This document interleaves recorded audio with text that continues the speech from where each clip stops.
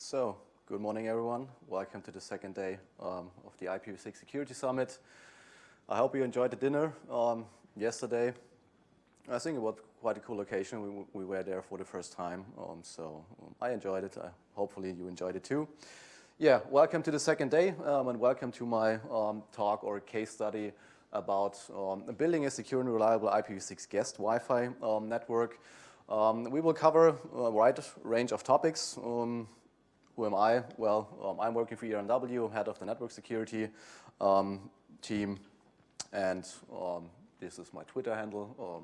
I'm new to the Twitter sphere for, I think, 2 weeks or something like that, so please bear with me if I don't know anything about the Twitter etiquette or something like that. So, regarding the agenda, we'll start with some general notes on what you have to look about when building a conference Wi-Fi network.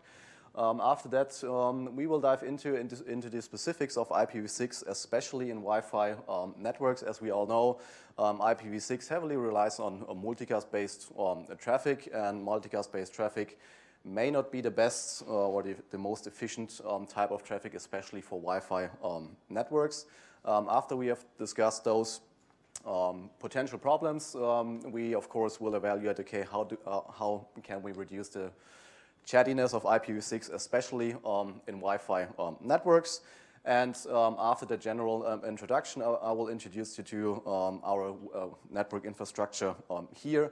And some of you may have read my blog post teaser for this talk, and one goal I wanted to achieve is to get rid of IPv4 as much as possible, especially for the management of the whole network infrastructure, especially the wireless infrastructure. And we will, of course, discuss and see, okay, how it turns out and where I succeeded and where I failed. And last but not least, we also have a monitoring solution in place, which is reachable from the conference network, netmon.troopers.de. So you can reach the site to have a little bit of traffic statistics about the network for the last couple of days, starting since Sunday when we build up the infrastructure. So when you have to build a conference network or a Wi-Fi conference network, there are several important rules you should keep in mind when building this wireless network. I mean, the network is primarily radios and only secondary digital. We have two bands which we can use, the 2.4 gigahertz band and the 5 gigahertz band. The problem here is that the 2.4 gigahertz band is also shared with other devices, cordless phones, cordless microphones, Bluetooth, and so on. So you will likely encounter a specific amount of interference on the 2.4 gigahertz band. So nowadays, when you are designing IPv6 or in general Wi-Fi networks, you should design for 5 gigahertz. And I really would like to disable 2.4 gigahertz completely, but unfortunately that's not possible as of right now because as I've seen in the stats, there are quite some devices which connect over the 2.4 gigahertz band, but luckily the amount is decreasing and the vast majority of clients are connecting over the 5 gigahertz band. Which is a good thing because in the 5 gigahertz band we have quite a lot less of interference as in the 2.4 gigahertz band. Yeah, then you should do, of course, a site survey so that you know, okay, where you have to place your access points, so that you can ensure a good coverage. And you should look out for interference in the area or in the venue. This venue in regards to Wi-Fi is especially challenging because we have quite a lot of foreign APs which are located here in the venue, which I do not have control over it, so I have just to deal with the interference they are creating. I plugged out every access point here which I could find, but unfortunately there are quite too many in this venue here. As you can see here, this is a screenshot from our WLC, and as you can see here, we have in total 124 rogue access points or access points which are not connected to the WLC. in this whole venue, beginning from the ground floor up to the 11th floor. And all these access points, I do not have any control over them. I tried to find them, but I only have found a couple. So they, of course, are creating quite a lot of interference, as you can see. And there are also quite a lot of SSIDs, which are broadcasted inside this venue, which is a little bit unfortunate. And I'm surprised that the Wi-Fi network, our Wi-Fi network, is performing quite well so far. Because the problem is, for every SSID you are broadcasting, the access point has to send out beacons. These beacons are sent out in an interval of approximately 100 milliseconds, and they are sending out these beacons for every SSID which is broadcasted. And of course, all these beacons are consuming precious airtime. The more SSIDs you have, the more interference, the more airtime will get used just by the beacons, and of course your performance will decrease. Here in here in our network, we just have two, I would call it public SSID. We have the Troopers SSID. You may have noticed that this is an IPv6 only SSID providing NAT64 functionality to access legacy resources. And we have the legacy SSID, which is just providing normal dual stack connectivity. So yeah, encourage the use of the 5 GHz channel. As I said, you have a lot less interference in the 5 GHz, and you have a lot more channels which you can use. I mean, essentially, in the 2.4 GHz band, in theory, you have 11 channels, but in practice, you only use 3, 1, 6, and 11. That's the only 3 channels you should ever use, period, in the 2.4 GHz band. And you should, of course, try to turn the power down on the 2.4 GHz band to allow for more access points. And I try to do all of that, but sometimes I just failed just because of this huge amount of interference, which I just have to deal with, and I can't, unfortunately, change this amount of interference here. Yeah, another thing is you should try to disable slow speeds, as these beacons and the broadcast and multicast frames have to be transmitted with the lowest supported megabyte data rate. So if you can, you should disable 802.11b entirely.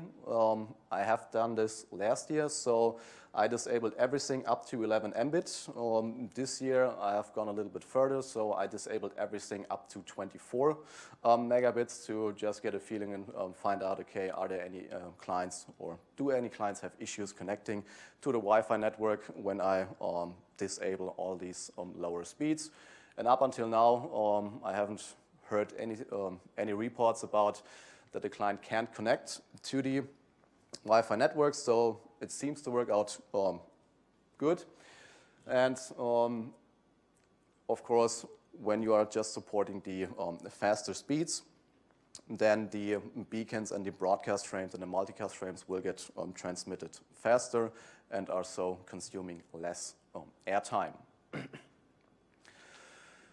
So then let's talk about the specifics of IPv6 in 802.11 Wi-Fi networks. And I call it in general, the multicast problem. As we may know, Wi-Fi networks are operating in a shared half-duplex environment, because we have one medium, the air, which is shared by all other participants. And the multicast and broadcast transmission from an access point is physically transmitted to all Wi-Fi clients, which can consume quite a lot of airtime, which then in turn decreases the Wi-Fi performance. And when the access point is transmitting these multi or broadcast based packets, no other node can use the wireless medium at that time, because Wi-Fi just behaves like an Ethernet hub, and Wi-Fi has the CSMA-CA mechanism, so carrier sense media access collision avoidance, which is different than Ethernet. Ethernet had collision detect. Here in Wi-Fi networks, we have collision avoidance. So this has to be kept in mind, but unfortunately, we can't change that. It's just the air. It's a shared medium, and it's operating at half duplex, and only one station at a time can use that medium. So especially in IPv6, we most likely know that IPv6 is heavily relying on multicast-based packets. For example, duplicated REST detection, sending out router solicitation to find the router. The router is sending router advertisements in periodic intervals to ensure that all clients get the necessary IPv6 information. So, and this is even one multicast router advertisement for every router advertisement interval, plus one solicited route advertisement per host joining the network. And if you have a large Wi-Fi network where clients are constantly joining or leaving, you will have quite a lot of background noise just generated because of these router advertisements, because they are sent out periodically and in response to a received router solicitation. And of course, the whole neighbor discovery process, neighbor solicitations are also all multicast based. So this, of course, is all, then also transmitted to all Wi-Fi clients. So even if I just want to get the MAC address of the IPv6 default gateway, I'm sending out a multicast-based neighbor solicitation. Still, all clients will receive this IPv6 packet, and this packet will consume quite a lot of airtime. There are a couple of RFCs or drafts floating around in the IETF covering this topic, why multicast is pretty inefficient, especially in Wi-Fi networks. I have put them in the appendix, in the references. So when you're interested in more detailed analysis about that, it's a good time to start reading those drafts. And another problem is different wireless clients may use different transmissions, encodings, and data rates. Not all clients connected to the Wi-Fi network are supporting the same speed. Some are connected with a very fast speed, some are connected to a very low speed, and the access point just has to make sure, okay, he has to transmit all these multicast-based packets based on the lowest data rate a client is connected, because the access point has to make sure when a broadcast or multicast packet is sent that every client connected to the Wi-Fi network will receive it. And as I already said, a lower data rate efficiently or effectively locks the medium for a longer time per bit, because it just takes a longer time to transmit a specific packet. And and the AP is constrained to transmit all these multicast or broadcast-based packets at the lowest rate possible. So that's one of the reasons why I decided to disable everything up to 24 megabits for the Wi-Fi infrastructure here, just to make sure, okay, that the usage of the medium is more efficient. Yeah, but if you do not take care of that, that often translates to data rates low as 1 Mbit or 6 Mbit, even when in theory or potentially the rate can reach 100 of megabits and above. And sending a single multicast frame can consume as much bandwidth as thousands of those single unicast frames. And especially in the context of IPv6, that's especially for Wi-Fi networks, that's pretty inefficient, as IPv6 relies so heavily on multicast-based transmissions. This is one table extracted from one of the drafts I mentioned, where they have done some analysis how the Wi-Fi medium is utilized by multicast-based packets. What we can see here, for example, at the lowest Wi-Fi data rate with 1 megabit, and the highest Wi-Fi rate is 11 Mbit in this case, and we have 1% multicast frames in the whole network. This results in a total utilization of the Wi-Fi network of 9% just for all these multicast-based frames. So, and of course, this value increases as the amount of multicast-based packets increases. as we can see here, at the lowest rate with 6 megabit per second. And when we have 10% multicast frames in total in the whole Wi-Fi network, that means that the Wi-Fi utilization is climbing up to 90% for the multicast-based packets.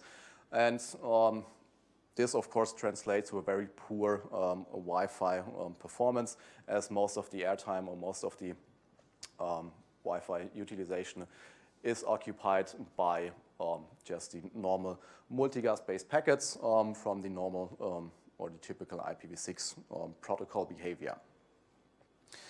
Another thing is we don't have any acknowledgement mechanisms. That means that frames can be missed, and the neighbor discovery protocol itself does not take packet loss into account. Let's say, for example, for the duplicate address detection, when a client connects to the Wi-Fi network, he, of course, generates his link local address, is doing a duplicate address detection for this address. But especially in Wi-Fi networks, it could potentially be that this frame just gets lost. So if the frame just gets lost, you might run into the issue that two IPv6 clients do have the same IPv6 address. Then you have an IPv6 address collision, and then both clients cannot work. And the problem is, as they specified or developed the neighbor discovery protocol in the mid-90s, wireless wasn't so widespread at this point. And some numbers, when you assume a 8% error rate of the Wi-Fi network, which is a typical value for a corrupted frame, and you have an additional 8% chance of losing a complete frame, that results in a 60% chance of not detecting a duplicate address. To be honest, in the IPv6 world, it's quite it's not that likely that you will encounter a duplicate address, especially when they are configuring their host part by themselves. But still, you have a 60% chance that maybe a duplicate address will not be detected because of the error rate for the corrupted frames and for the chance that the frame gets completely lost in transition.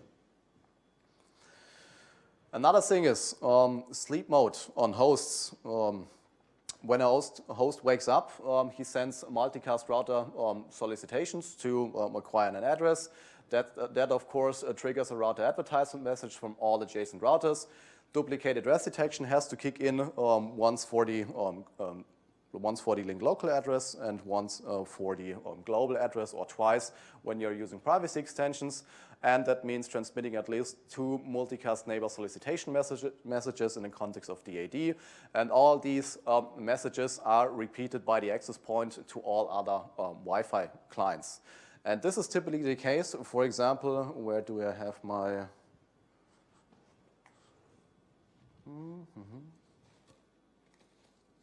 I had my phone with me, but now I don't know where it is. Well, it doesn't matter. So, sorry? Yeah.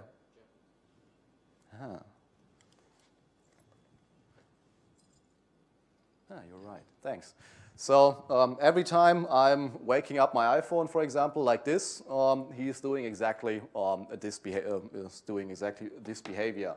I mean, for one phone that might not be an issue, but here in the venue or here for the conference, we had yesterday a total of 230 Wi-Fi clients. Let's say half of them are somehow smartphones, Android-based, iOS-based, and every time they wake up, they are doing exactly or sending out these packets. That's quite a lot of multicast-based packets just for every wake-up cycle of the smartphones, which of course can then lock the Wi-Fi medium a huge amount of time, and that of course translates to a low data rate for the actual unicast-based packets. Yeah, so to summarize, we have 6 Wi-Fi. I've called it here broadcast packets. I mean, technically they are multicast-based packets, but these multicast-based packets are repeated by every access point to every connected client. So you can say, yes, they are broadcast packets. 6 Wi-Fi broadcast packets per wake-up cycle, which is quite a lot, as I said, which can severely reduce your Wi-Fi performance in general. And here we can see this, let's say, for example, here, based on the draft I already mentioned, the amount of Wi-Fi clients, let's say here, let's take here the last one, we have 5,000 clients. They wake up every 300 seconds, and we have a total of 100 multicast packets per second transmitted with a 1 megabit per second rate. That translates to, okay, based on this, the Wi-Fi medium is occupied 10% of the time just by these devices, which are just constantly waking up, which of course translate again to a low Wi-Fi performance. Another issue is the low power Wi-Fi clients. They typically, when you have a low power Wi-Fi client, typically to save their batteries, the host goes into radio sleep mode until there is a local need to send a frame. But the low power client constantly wakes up to listen to the Wi-Fi beacon frames, and these beacon frames are indicating whether there is some broadcast or multicast traffic waiting, which has to be processed by those low power clients. And all these clients have to stay awake to receive and process all these multicast-based and broadcast-based packets. So, which then in turn means that the radio has to stay up longer, which then means that the battery is draining faster than normally. And this is listed here in this table. Let's say, for example, we have 10 Wi-Fi beacons per second, which translates to 100 milliseconds per beacon. We have no multicast frames, and for the lowest Wi-Fi rate, it's 1 megabit, and the awake time per second is 2.4%. So if you're now looking at the last entry in the table, when we have 10 beacons as well per second, but we have 50 multicast-based frames per second, that means that the awake time increases from 2.4% to 14.4%. That's nearly 6 times more than in this case, which of course will drain your battery much faster, and you will see or notice a reduced battery lifetime, which is could be a problem, but this is all due to the multicast behavior of IPv6 compared to or in addition to the Wi-Fi network. So another problem you may face, especially in large Wi-Fi deployments, is the, I've called it the multicast distribution problem. This has nothing to do with IPv6 per se, but more how these multicast-based packets get replicated to every access point which is connected to a Cisco-based WLC. In the Cisco space, in a typical deployment, what you have a centralized controller which has many IPs associated with. So the IPs connect to the WLC. They are forming a so-called CAPWAP tunnel, and then every traffic which is coming from the Wi-Fi clients is transmitted over this tunnel to the WLC, and then it breaks out to the wired infrastructure. And when we have a router here and the routers are constantly sending these router advertisements, the WLC has to replicate those packets and send it to every access point associated with the WLC. So in this case, he has to make 4 copies of one router advertisement. I mean, with 5 or with 10 access points, this won't be an issue on your WLC, but it will be an issue even on large WLCs when you have hundreds of access points connected to the WLC, because the controller has to duplicate or the packet to all access points so that the access points can transmit these route advertisements to the Wi-Fi clients. So And this could place quite a large processing burden on the controller, and he's also flooding that with a large number of duplicate unicast-based packets, because he's addressing these multicast-based router advertisements, unicasts, over the tunnel. Yeah, and as I said, depending on the number of access points, the controller might need to generate 300 copies of each multicast packet. Router solicitation, router advertisement, neighbor solicitation, duplicate address detection packets, which could result in an issue for your Wi-Fi deployment, depending on the amount of access points you have connected to your controller. So, what you can do to alleviate this problem is, at least in the Cisco space, they have implemented a so-called Wi-Fi multicast-based delivery. So the general idea is that the controller is not sending or is not duplicating the packet and sending the packet one by one to each access point.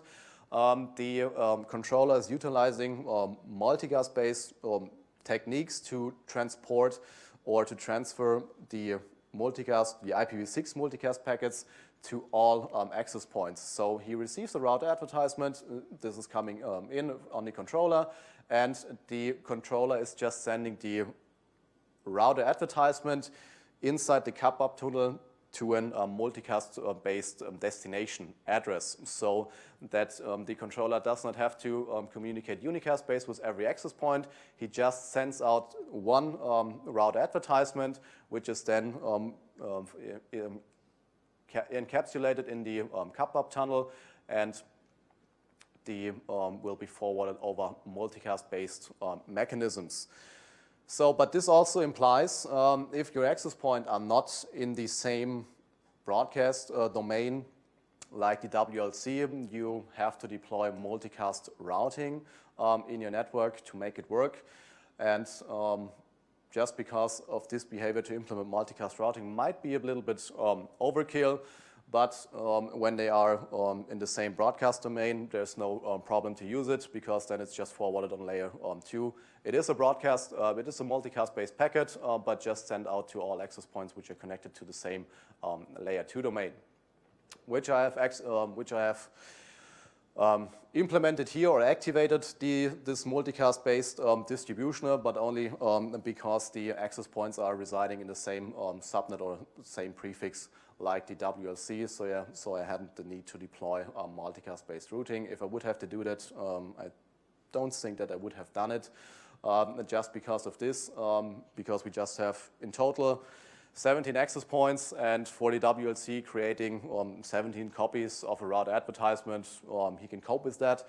So I've seen no need to deploy multicast-based routing, and as they are, as I said, member of the same broadcast domain, I just activated it here, and the multicast-based CAPA packets are transmitted to every access point inside a specific subnet or broadcast domain. But this should be kept in mind, especially for large Wi-Fi deployments when you're starting to implement IPv6 in your Wi-Fi network. Yeah, so these are the general problems we have to deal with somehow in regards to IPv6, especially in Wi-Fi networks. So now we will discuss, okay, what can we actually do about that? Can we tweak some parameters on the controller, on the router, to reduce the chattiness or the amount of multicast-based packets which will be sent over the Wi-Fi link? And there are some knobs you can, of course, tune. One thing that is implemented on the WLC is just a so-called neighbor discovery proxy. So when the controller receives a multicast-based neighbor solicitation, he does not forward it to all connected Wi-Fi clients. What he does is the the controller has a local IPv6 neighbor binding table where all seen IPv6 addresses, link local as well as global unicast addresses are stored. When the controller receives a multicast-based neighbor solicitation, he looks up the entry in the neighbor table.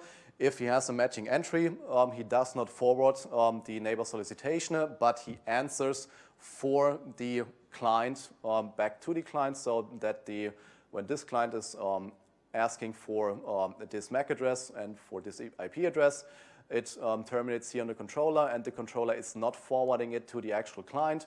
The controller will answer for this client and will just send out the unicast-based neighbor advertisement packet, so that we can reduce the amount of neighbor discovery, multicast-based neighbor discovery packets in the Wi-Fi network. And if you are running Wireshark here in the Wi-Fi network, you should see, at least for IPv6, not a huge amount of multicast-based packets from neighbor solicitation or from router advertisements, and that's because the Cisco-based controller implicitly has this NDP proxy functionality. You do not have to configure it. It's on by default, and you basically don't have to do anything. The controller is doing the relevant stuff for you. And just to give you a quick idea how this looks, where do we have it? Here.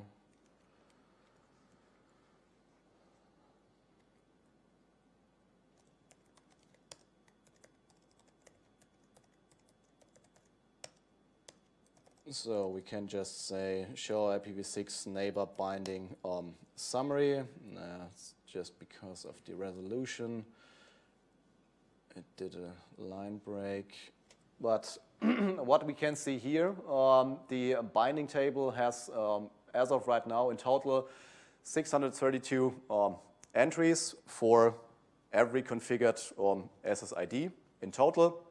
And when a client, let's just take this example. When I'm doing a multicast-based neighbor solicitation, I want to communicate with this link local address. The controller does not forward the neighbor solicitation to all clients. The controller will answer for that client and will return this MAC address to me, so that he ensures that this multicast-based neighbor solicitation is not sent out to every client, because the controller knows the MAC address to this link local IPv6 address, and he will just answer for the client to reduce the amount of IPv6 multicast traffic on the Wi-Fi side. And as you can see, quite a lot of entries for all SSIDs. And as I said, in total, as of right now, 632 entries in the IPv6 neighbor binding table. I also did a screenshot here. That was today in the morning at around, I think, 8 o'clock. I did the screenshot. As you can see here, we only have 173 entries in the binding table because most of the attendees weren't here at 8 o'clock.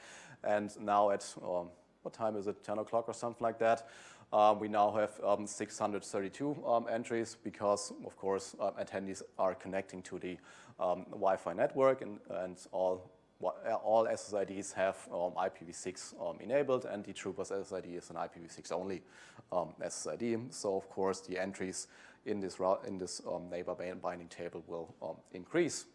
But as you can see, the limit here is 11,000, so we should be good, and we won't run into any issues for this limit. Another feature which you can activate, which isn't activated per default, is the so-called RA throttle feature. Normally, or at least on the wired side, I'm sending the router advertisements in a pretty small interval. So I think every 5 seconds, the router will send on all configured interfaces the router advertisements to ensure that every client gets at least after 5 seconds router advertisements, so that he can configure an address, has an IPv6 DNS server so that it can communicate with the outside world. So, and if the if the controller wouldn't regulate that, that would mean that we would see in the Wireshark every 3 seconds the router advertisement. But when we are starting it and just filtering for router advertisement, we don't see anything. I will let it run. When we have luck, we will see something, or we will see one router advertisement, but that's because I have just activated this RA throttling feature. So, and what I said here, okay, please, dear controller, just let pass a maximum of 5 router advertisements in a period of 600 seconds. And the interval option is throttle. You can either say, okay, if this threshold is reached, throttle it, or just let it pass. To let it pass doesn't make any sense. So I said, okay, please throttle it, just to reduce the amount of multicast-based packets which are received by the Wi-Fi clients to save airtime, so that you hopefully will have a better Wi-Fi performance. As I said, normally they are configured to send router advertisements very often. In this here specific scenario, it's 5 seconds. And for airtime optimization, I activated this RA throttling feature.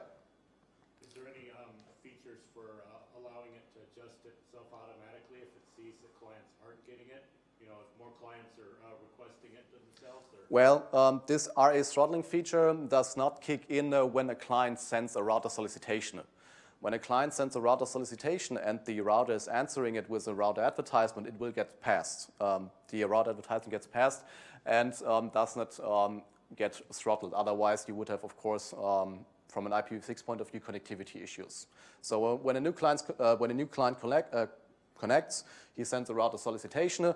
The router is sending a router advertisement, and this router advertisement will get through regardless of the configuration of this, so that you won't have any connectivity issues at all. Otherwise, if you would just let 5 RAs through in a period of 600 seconds, that means from an IPv6 point of view, you could theoretically have to wait up to 2 minutes until you receive a router advertisement, and that's not good from an IPv6 perspective, because you couldn't do anything IPv6-wise for 2 minutes, which is just unacceptable. So yeah, but for non-new clients, it would be good to be able to adjust it if what do you mean with non-new clients? With clients that aren't new. Yeah. So they already received the router advertisement. Yeah, and they're trying to make sure the router's still there. Yeah. So to renew the information, because the router lifetime gets to 0. Yeah. Yes. Actually, I will come to that in the next slide. Of course, I need to make sure when a client is connected, the information in his router advertisements have a specific lifetime. I, of course, have to make sure that in this lifetime, the client will receive some router advertisements so that the timer will get refreshed. So what I've also done is I adjusted on the gateway configuration a couple of parameters. I've configured the router lifetime. So I think now my batteries are dead. Yes, they seem to be, but this won't be an issue. So what you can see here, I've adjusted the router lifetime to 9,000 seconds. Now you can ask yourself, okay, why 9,000 seconds? Well, it was the maximum value I could configure, and the maximum value which is specified in the RFCs. I don't know where that 9,000 seconds came from, but this is the general router lifetime. So how long are these the information you received from the router advertisement valid? These are in total 9,000 seconds, and the RA throttling mechanisms lets pass 5 RAs in the period of 600 seconds. So when a client is constantly connected, he will most likely, even if we factor in the error rate. Even if he misses 1 or 2 router advertisements because of a corrupted frame or the frame gets lost because of this configuration, he will most likely, in the span of these 9,000 seconds, will receive a router advertisement to refresh or to refresh the timer. What I've also done is I have increased the reachable timer. The reachable timer defines in your local IPv6 neighbor cache, how long does the entry for the default gateway, how long does it stay in the reachable state? Normally, it's pretty low, just I think 5 to 10 seconds, I'm not 100% sure, but just what I wanted to achieve is that this entry stays in the reachable state for a longer time, but as soon as it goes from reachable and stale, neighbor unreachability detection will kick in and will try to contact the router, and just to make sure, okay, the clients have this entry in a reachable state for a longer period of time, I just adjusted the reachable lifetime to 900 seconds in total, so that the neighbor cache entry on your local clients for the default gateway will stay in a reachable state for 900 seconds in total. Another thing what I have configured, and luckily our gateway is supporting this feature, is I have configured unicast solicited RAs. So that means without this configuration, when a client sends a router solicitation, the router will send a router advertisement, but to the multicast, to the link local all nodes multicast address. When you configure this option, the router is sending this router advertisement unicast directly to the client who sent the router solicitation. So it's a normal, just unicast-based frame and not a multicast-based frame, so just to reduce the amount of multicast-based packets. Yeah, and all those values are inspired by Andrei Yurchenko. He's a Cisco guy in the mainly in IPv6 and Wi-Fi networks, and he had some talks on Cisco Live events regarding IPv6 deployment in Wi-Fi networks, and I chatted a little bit about that during several Cisco Live conferences. And he suggested that these might be good values, so and I adopted them. So kudos to him. So these values are inspired by him. So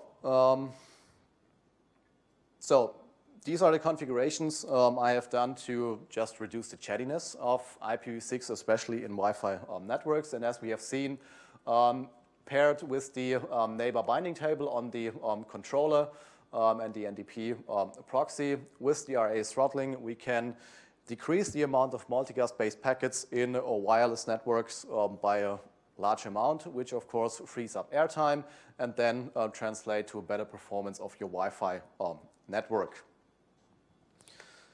As we can see, let me just check here. Now we have seen one router advertisement, and if we just look at IPv6 packet, we see some neighbor advertisement packets.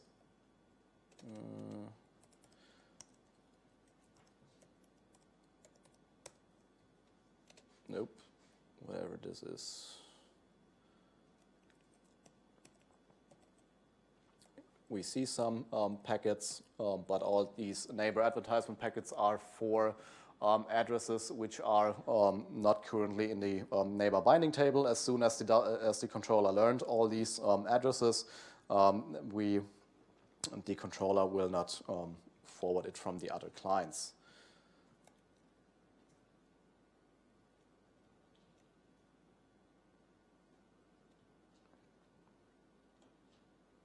So this is one way how to reduce the multicast amount in Wi-Fi networks. But reliable, of course, is a good thing, and that is performing like it should. But of course, we should try to secure our IPv6 Wi-Fi deployment like we would do in the wired infrastructure. So, and luckily, the WLC is supporting quite a lot of first hop security features, but of course with the same restrictions. If you do not use ACLs with the undetermined transport parameter, these features can be evaded. But still, the WLC is supporting the typical features you want to have, and these are just the first hop security features. And as you may know, and as you had heard yesterday, it's just a Cisco term for various security features in the IPv6 space, and the WLC does support a number of them. The WLC has, of course, IPv6 snooping, because IPv6 snooping is the basis for several first hop security mechanisms, and the snooping feature is used to build the security binding table, as we have seen, correlated from the neighbor binding table to act as a baseline for several first hop security features.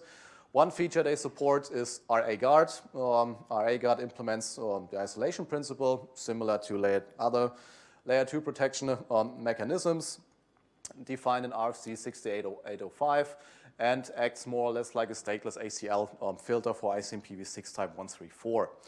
And another thing is they also support DHCPv6 Guard, acts more or less like in the IPv4 world with DHCP snooping, blocks reply and advertisement messages that originates from malicious DHCP servers or relay agents, or from an attacker who tries to impersonate an DHCPv6 server.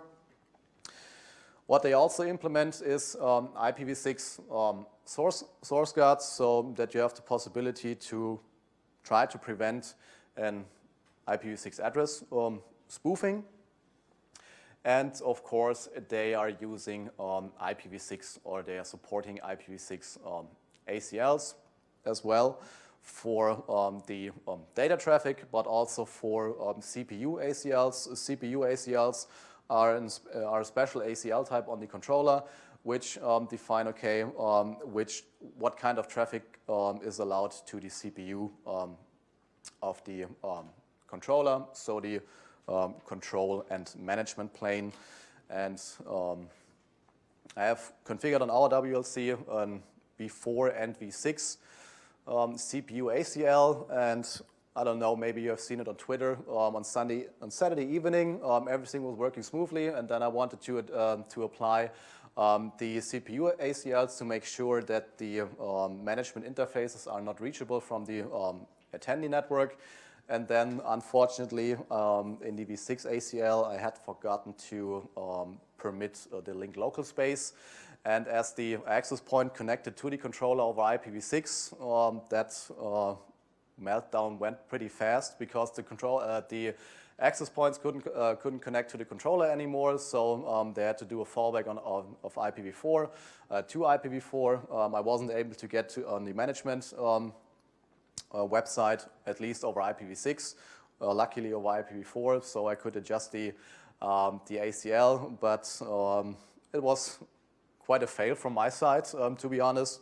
I just had forgotten to permit the link local space, but now I fixed it and everything is working as expected. But that can happen. I learned something that day. Yeah, so to summarize, the first hop security features on the controller are RA Guard, DHCPv6 Guard, Source Guard, and IPv6 ACLs.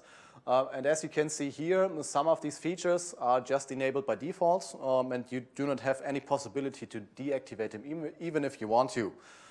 For example, the DHCPv6 Guard is enabled per default, and you just can't configure it. It's activated, it's working as it should, but you do not have any configuration option to say, okay, yeah, it's fine that it's activated, but I would like to deactivate it.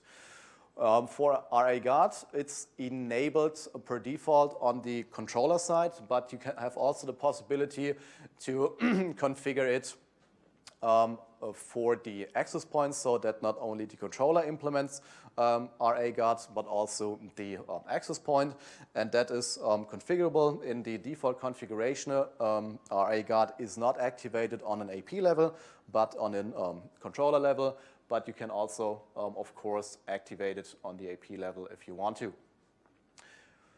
Yeah, source guard is enabled per default and can be deactivated when there are some problems, and IPv6 ACLs are disabled per default, but of course, like IPv4 ACLs are configurable for traffic you want to allow or to deny. As you can see here, for the RA guard configuration, just under controller, IPv6 RA guard. Here we also have the AR throttle policy. And as you can see here on the WLC, it's enabled and you do not have the possibility to disable it. What you can do is you can enable it on the AP level, which I have also done here in this configuration. And of course, IPv6 ACLs. I mean, as I said, my goal was to reduce as much multicast-based traffic as possible, and all those crap Apple protocols which are communicating over linked local multicast addresses. So in this case, MDNS or Bonjour. I just want to get completely rid of this protocol in my Wi-Fi network. So I just filtered them hard. I said, okay, just deny any UDP traffic distant to this port, which is the Bonjour MDNS port, and permit everything else, just to make sure that all this crap, sorry for that word, but is not polluting my precious airtime. So I just blocked them hard away. And I have also done the same for IPv4. I mean, it's up for an enterprise deployment. You have to decide, okay, can I do that? Do I need this functionality of MDNS or Bonjour? But here in this specific conference network, there is no specific need for this protocol. So I just said, okay, screw it. I just want to get rid of it completely. Yeah, to summarize, as we have seen, given the nature of IPv6 link layer behavior, you should take care of with various configuration knobs or functionality on your controller that the chattiness of IPv6 will get reduced. Otherwise, your Wi-Fi performance will degrade based off the huge amount of multicast-based traffic or packets which will get transmitted to every Wi-Fi client in your network. Yeah, either configuration tweaks in regards to multicast traffic and as well as supporting features on the Wi-Fi controller. From a security point of view, the Cisco-based controller supports, as we have seen, quite a lot of first-hop security features. Most of them are activated by default, and from my point of view, that's a good default setting, so that at least for the normal attacks without fragmentation, they do provide a specific security level. So that's it for the first part. Any questions up until this point?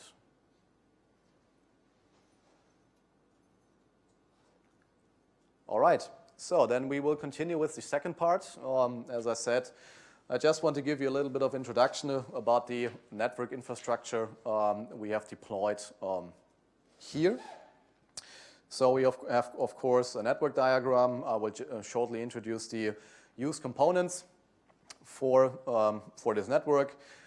As the Trooper's main SSID is IPv6 only, but we want to provide, of course, connectivity to legacy resources. We implemented NAT 6.4 and DNS 6.4 on the router and on a specific or a special DNS server. And then as a last one, our implemented monitoring solution and some statistics for the conference network starting from Sunday evening up until 8 o'clock this morning, where I have taken the screenshots. it's a little bit hard to read, but this is our basic setup. What we have here is our core router. It's an ASR, sorry, 1002 router with an ESP5 module providing connectivity to the IPv4 and IPv6 internet. We have 1 gig symmetrical uplink to the internet. We have a core switch.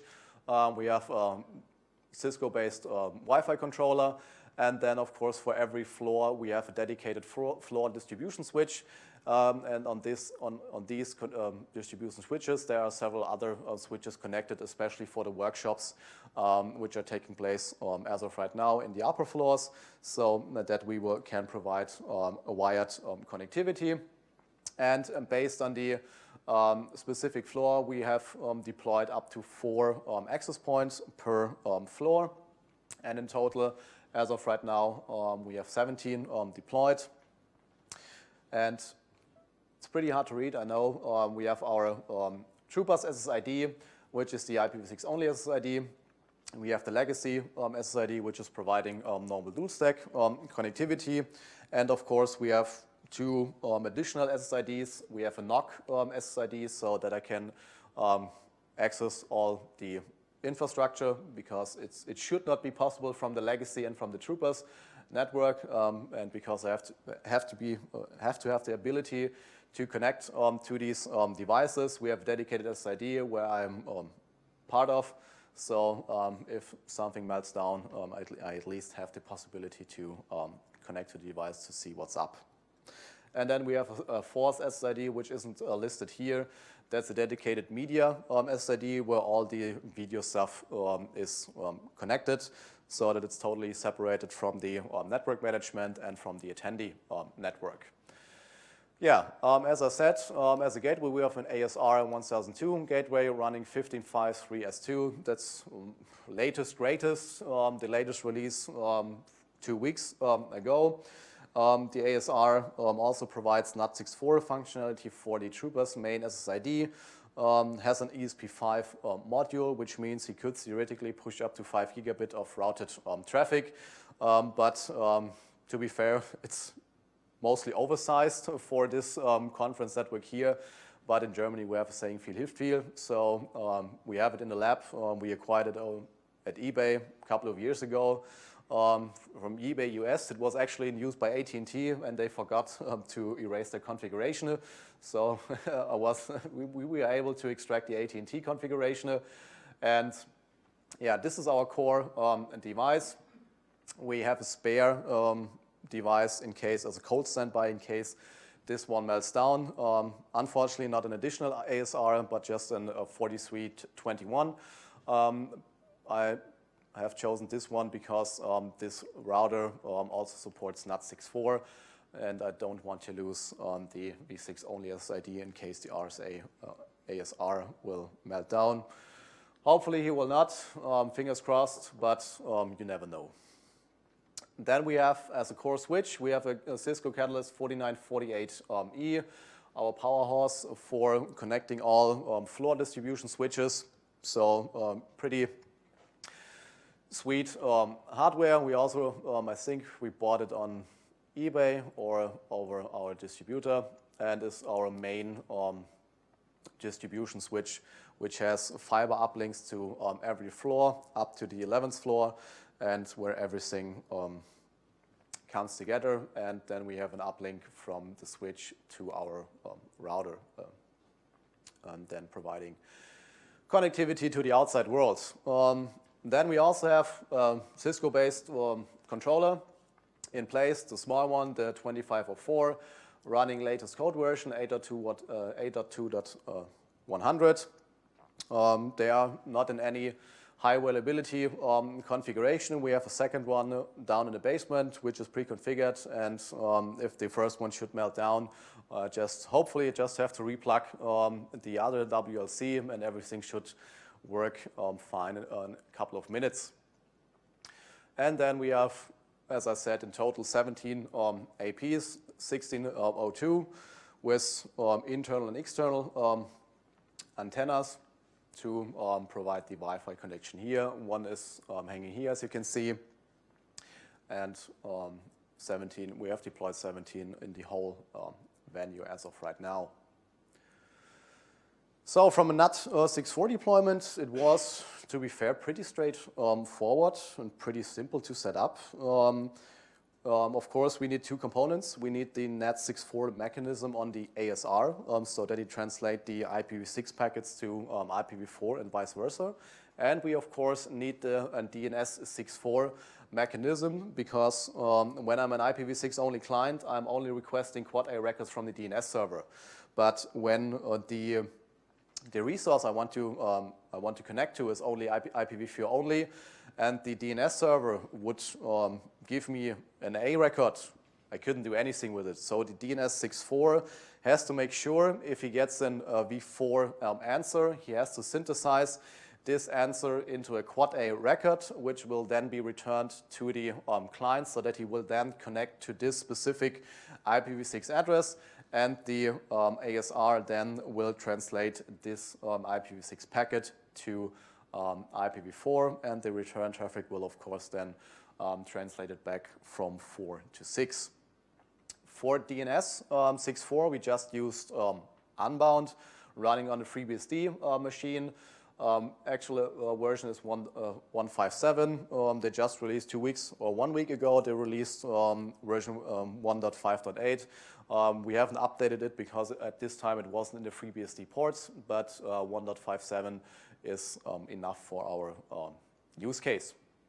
So that's the DNS 6.4 component, and we have the NAT 6.4 stateful in this case on the ASR 1002. We couldn't do it stateless because stateless means you would have a one-to-one translation from one IPv6 address to one IPv4 address, and we do not have that many global IPv4 addresses here in the venue, so I had to make it stateful. Unfortunately, I would prefer the stateless variant, but due to constraints for the IPv4 address, I wasn't able to do that. Yeah, from a configuration perspective, it's pretty simple, the DNS 6.4. Actually, my laptop crashed yesterday, and it seems that it's not the, just give me a second. This is the information from last year.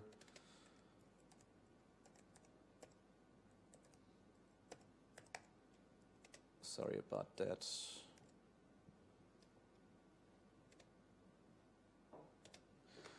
So what we see here, this is the IPv6 address of the DNS 6.4. He has two outgoing interfaces, one IPv6 and one IPv4, because of course he has to forward the DNS queries to some other DNS server to receive an answer, because he's just a normal resolver.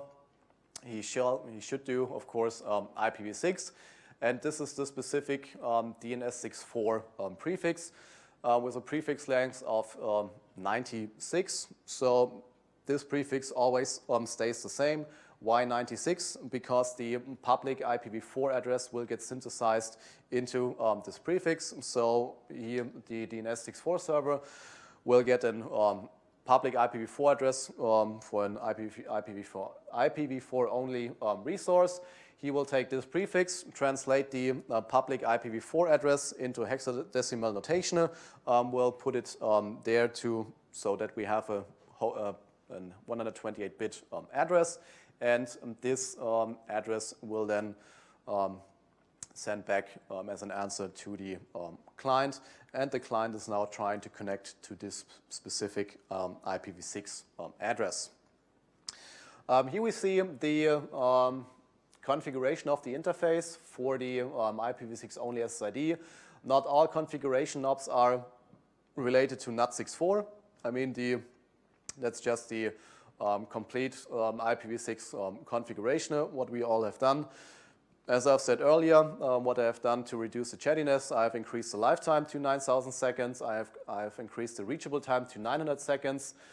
So this parameter is milliseconds. I cannot configure it in seconds. I have to configure it in milliseconds. Because of that, we have here 900,000.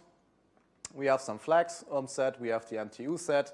And the relevant part for NAT64 is this command on the interface and this specific DHCP pool, because the IPv6 only clients have to use our unbound DNS server so that they can connect to IPv4 resources, and I will provide them for over DHCPv6 stateless for Windows clients, and I also provide this DNS server over the router advertisements. So then you have to do a couple of configurations on the ASR. You have to specify the DHCP pool where our DNS server is listed, and the clients get them over stateless DHCPv6. We have our stateful prefix, so that of course the ASR knows when he receives an IPv6 packet with a destination address from this prefix, he has to translate this packet from IPv6 to IPv4 and vice versa. What you can see here, what I have done, I have used private IPv4 address space because I just couldn't implement it in any other way. So that means the IPv6 packet will get translated to IPv4 to one address of this scope, and then when it goes out to the internet, it goes through another layer of NAT for then the public address, which is ugly, but unfortunately I wasn't able to do it any other way here in this venue. And then I have to combine all of the configured things with NAT64, v6v4. We reference the ACL, the pool, and say overload for the stateful NAT64 configuration. So, and this is how it looks like when you're just doing a ping from your client machine. Here in the first thing, troopers.de is normally reachable over IPv6 from our IPv6 prefix. And as we can see here, we are using this NAT64 stateful prefix. And when I ping twitter.com, which is a known IPv4 only resource, I will get this address back from the DNS server. My client is trying to establish a connection to this IPv6 server, to this IPv6 address. And as the ISR knows, okay, every packet from this prefix has to be translated. He translates it to IPv4, and the return traffic will, of course, then translate it back from v4 to v6. And it's actually working quite nicely. I haven't had any issues, at least at my laptop. I know that some Android phones have issues to the connecting to the IPv6 only network, but at least in the Windows space, I haven't had any issues at all. Ivan Pepelnjak mentioned yesterday to me that he discovered two applications that do not work in the IPv6 only network. That was one, his Dropbox client, because the Dropbox client assumes that he needs an IPv4 address, so that didn't work. And I think the mail client from Mac also requires an IPv4 address, so he couldn't mail at all. But that's not a problem of NAT64, it's just the way the application was developed. But besides that, I haven't heard any other issues. And when we are just quickly connecting to it,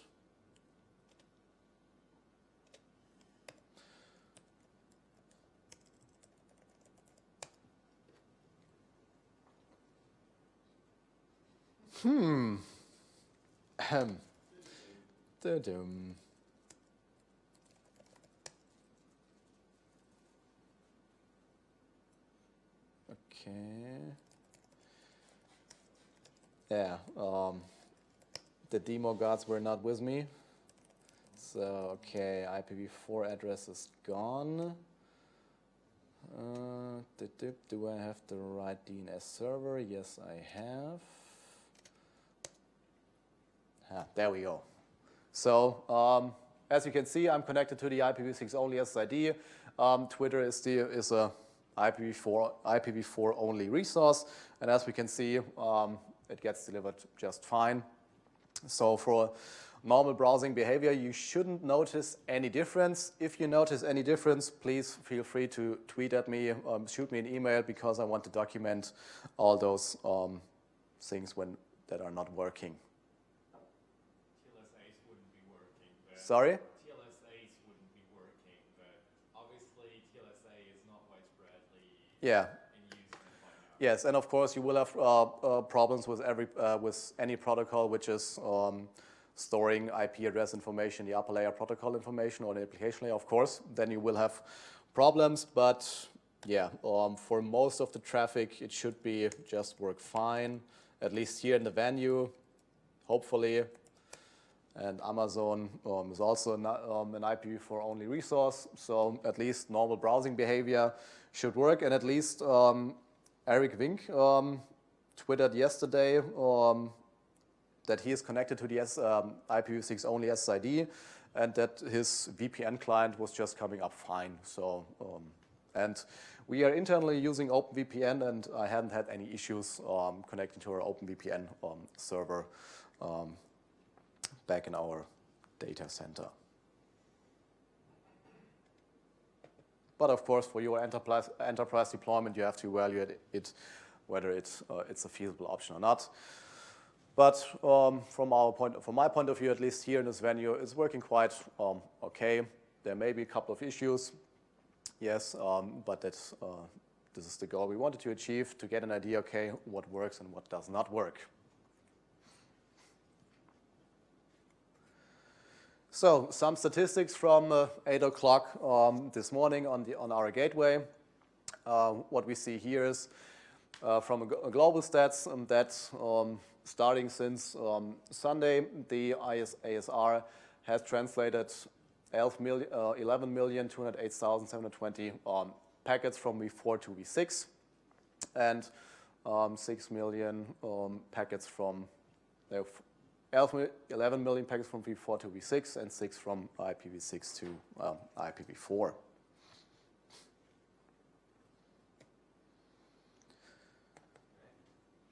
So, yes? Yeah. Maybe this is really a stupid question, but anyway. I was thinking, like, if you translate it between v4 and v6, Yeah. those numbers have to be more or less the same. Yes. Why is that big difference? I mean, okay, there are always some joint packets, but this is quite a difference. Yeah, it is. And actually, I don't have an answer for it. I looked at the statistics and was wondering the same, but I don't know, honestly. I have looked at the dropped packet counter, which isn't listed here on the screenshot, and the dropped packet counter just showed a couple of 100, 200 packets dropped, which isn't much. To be totally honest, I have no clue. I mean, we could just, yeah, here we see it. It's still open. I mean, the SSH session is dropped, but in any case, as we can see here, this is when I took the screenshot, and we can see here packets dropped 141, which isn't just very much, or aren't many packets, but I'm not sure where this big difference is coming from, but I need to do a little bit of research. Maybe there's a plausible explanation, but as of right now, I don't have one, unfortunately.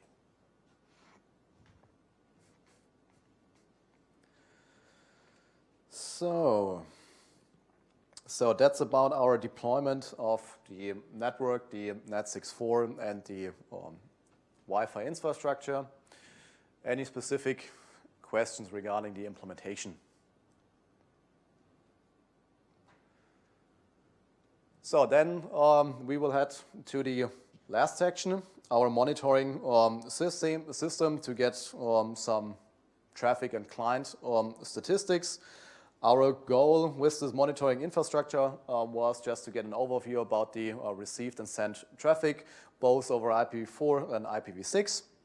How many clients do we have in total connected to the Wi-Fi infrastructure. And we wanted to get an idea, okay, how many of those clients are IPv4 only, dual stack, and IPv6 only.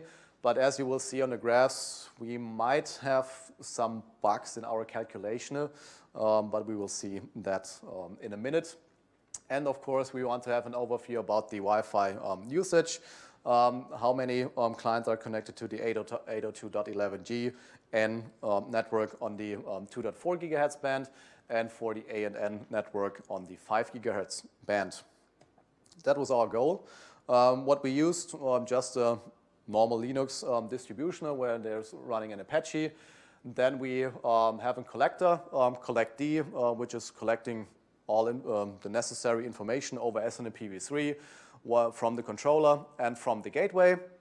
Then, of course, we have a database behind it. This is influx DB, and we have as front end, we do use Grafana for this.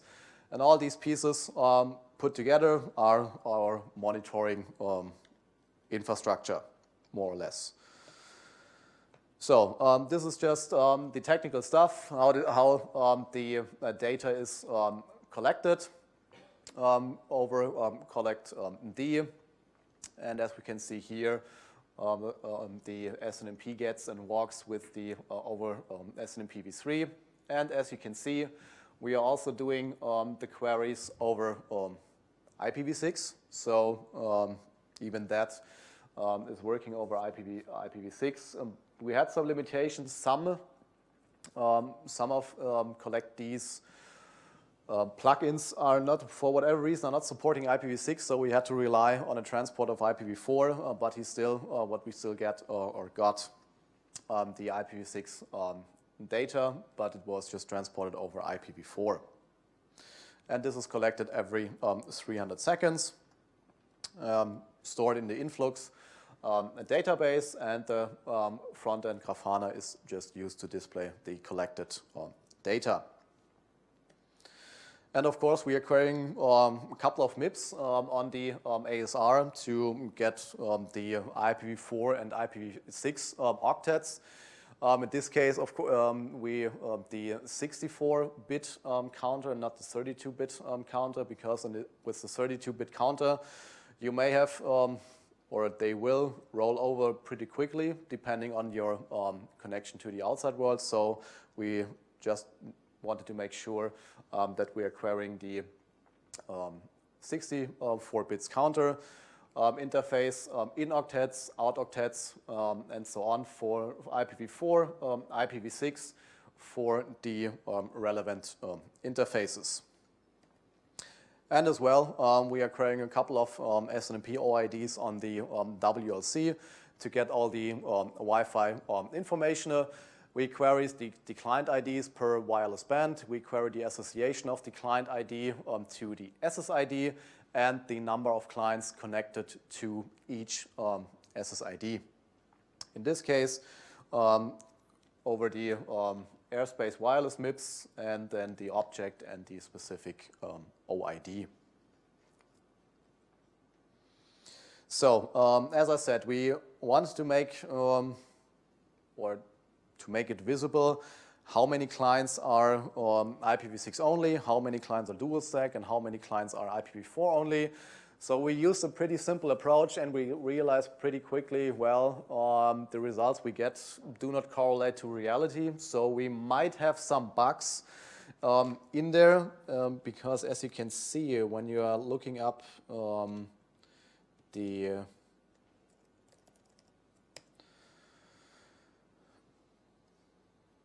here the IP protocol distribution.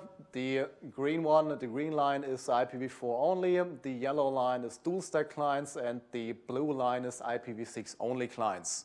I really would love to when these numbers would be correct, but they are very unrealistic. What you can see that the amount of IPv6 only clients is only rising, and it's never dropping, with the exception here. There are some drops, but most of the time it's just climbing up. I don't know why that is. Last year it it worked out pretty well. I'm not sure why it isn't working today or this year. My assumption is that the neighbor cache entries on the ASR are stored longer than intended. But as you can see, to do this comparison, what we do is we collect the IPv4 ARP cache, we collect the IPv6 neighbor cache, remove all duplicates, and then we compare these values when we see a MAC address with an IPv6 address, which we do not see in the ARP cache. Then we define it as IPv6 only, and vice versa. Well, to be fair, that's a pretty simple approach, and I'm not sure that it's 100% correct. But in the last couple of years, it worked out pretty well. But as you can see here now, the amount of IPv6 only clients is only rising to 485, which is more than the total amount of attendees we have in this conference. So there is somewhere some bug, and I just assume it's because that the entries in the neighbor cache, for whatever reason, do not get deleted after a specific amount of time. And as you can see, starting yesterday at 8 a.m., of course, it climbed as attendees came in and connected to the network, but they just won't drop. And then what you see here is a large decline at today in the morning at 8 a.m. What have I done? I just cleared the neighbor cache on the ASR. But somewhere there is a problem. Maybe this specific ASR release, as I said, is storing the neighbor cache entries longer than it should be. Because normally when the clients are not connected anymore, the entries should time out at some point. And there is no way that we have 484 clients active in the network. That's just not possible because we do not have so many attendees here. So my assumption is that this is the total amount of MAC addresses or IPv6 addresses which are stored in the ASR, but for whatever reason do not get deleted by the ASR. Could be a bug in the newest release, I don't know. I just noticed it yesterday and hadn't had the time to dig deeper into it. So, but this is, as I said, our Grafana front end. So the protocol distribution, then what we see here on the left side is the usage of the wireless bands. The orange line is the 5 gigahertz band, and the blue line is the N in 2.4 gigahertz. Luckily, most of the clients are connected to the 5 gigahertz band, so I have to deal with less interference. As you can see now, 20 minutes ago, we had 152 clients connected to the 5 gigahertz band and 63 to the 2.4 gigahertz, and one lonely client only connected to the A network. Yes? Do you remember yesterday when you did in the other room this flooding attack? Yeah. Some of the machines where all those IPs were propagated? No. No, because the network we used yesterday was completely isolated from the conference infrastructure, because I don't want to flood the conference network with RAs. So it was totally isolated. But could be a reason. But as it was totally isolated, that's not unfortunately that's not the reason for it. But what you can see, most of the clients are connecting over the N network. And as of right now, we have, which is a good ratio. We have 121 clients connected to the legacy SSID and 73 clients connected to the IPv6 only SSID, which is good. 2 years ago, we also had the IPv6 only SSID, but on a special NAT64 SSID, and there we only had in total, I think over the course of the week, 12 clients or something like that in total. This year, I think one reason of this is that the main SSID is SSID only, and people just connect to the Troopers SSID, and when they don't notice that nothing breaks, then they're just using them. So I think that contributes to the good and large amount of users in the IPv6 only SSID. And then we have here our uplink bandwidth once in total, and then split in IPv4 and IPv6. But as we can see here, the biggest download rate we had yesterday, I think, was something about 13 megabits per second, which is not much compared to the 1 gig pipe we do have. And that's also the reason we have an interface utilization, or the downlink and uplink utilization, based on the 1 gigabit we have. And most of the times it's just 0.0%, because when you're just using 5 Mbit or 10, that's most likely, or most of the time, just 0.01% of the bandwidth. So unfortunately, it is working. I have seen it that there was at some point there was the current downlink use of 0.01%. So it is working as it should. But I mean, we have of course limitations for the Wi-Fi network, which does not provide this kind of speed, and nobody else in the wired side has downloaded anything faster, because he may not have any endpoint for that.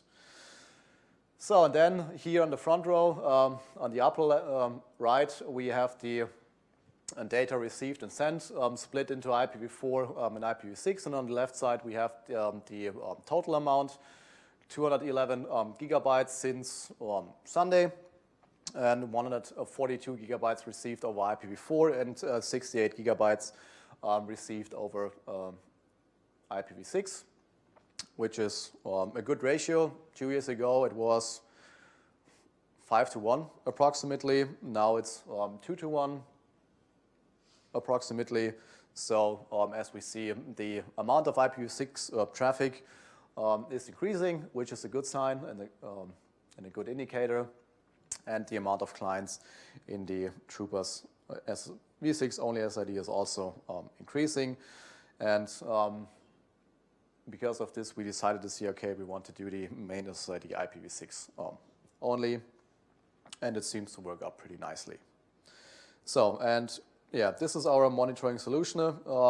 Kudos to Raphael and Pascal, who did all this front-end and back-end stuff. I just provided the SNMP credentials to query the devices. So if you have any specific questions about the setup, about the Grafana front-end or the InfluxDB or something like that, please head over to Raphael or Pascal. They are here in the venue. I really can't say anything about it. I'm just a normal user of this front-end, and I just provide the SNMP credentials for accessing the network devices. Is the config available as a proof of concept? The config of Grafana and the InfluxDB? Of what we see. Yes. It wasn't planned, but we can do that. If there is a general interest, of course we can do that. I mean, that's nothing with intellectual property. So, yes, we will do that. I'd love to see that. Yeah. I mean, what I don't think is a good idea on the production network is scraping the entire neighbor cache all the time. Well, every 300 seconds, once every 5 minutes. It usually starves your switches. Well, but you need to, yeah, depends on the platform. Yeah, but that usually is a limiting factor. Yeah, absolutely. Especially when you factor in SNPv3, when you're doing the authentication and the encryption, it taxes the CPU to quite a large amount. Last year, I was just curious and wanted to use this, how is it called, the monitoring big application from Cisco, the Prime. So I just downloaded an evaluation license, included every network device, and during the SNMPv3 query, the Prime alarmed me, oh my God, all switches and the router are running on 80% CPU load. Strange, because they are there isn't that much traffic. As it turned out, the CPU usage was a result of the encryption of the IPv3 packets. So yes, but we will. I would actually be wondering if there are any supporting values like the session number you just showed us previously. I still wonder why they're not implementing stuff like a summary figure for neighbor cache entries, for ARP entries, to just know it's that many. Yeah, absolutely. Most of the time that may already be the figure that you're interested in. Absolutely, it is, but we have to do it manually and count it in the database, the entries, and then, but that would be helpful, absolutely. We will make this available. I'm not 100% sure how, whether it's a blog post or a dedicated config file on our web server, but you will get noticed as soon as it happens, and then you can, of course, download it, copy it, and do whatever you want with it. Yeah, you're welcome. So, and then I showed everything I wanted to show, basically. And yeah, that's the generated traffic from 8 o'clock in the morning today. We have already had a look at it. Then the uplink bandwidth from Sunday to Tuesday, maximum downspeed was 18.6 megabits, so pretty low in comparison to the 1 gig pipe we have. Maximum upload was 8.5 megabits. Then we had 11.5 Mbit IPv6 uplink, and the clients per wireless band. In total, we had yesterday 209 clients in total connected, different clients, not in parallel. Most of the clients, as we have already seen, connected to the 5 gigahertz band, 86 to the 2.4 gigahertz band, and one lonely A and one lonely G client. Yeah, and as I said, I have nothing to do with this monitoring solution. All kudos to Pascal and Raphael, who set all this awesome monitoring solution up. And you can, of course, visit it by yourself, just when you're in the conference network, netmon.troopers.de. Over IPv4, it's only reachable from the conference network. When you have an IPv6 connection, it's also reachable from the internet. So, and now I'm done. So, any open questions, comments, anything? So then, thank you very much for your attention, your time, and then enjoy the rest of the conference or the security summit, and then grab a cup of coffee, something to eat, and then enjoy the rest of the presentations.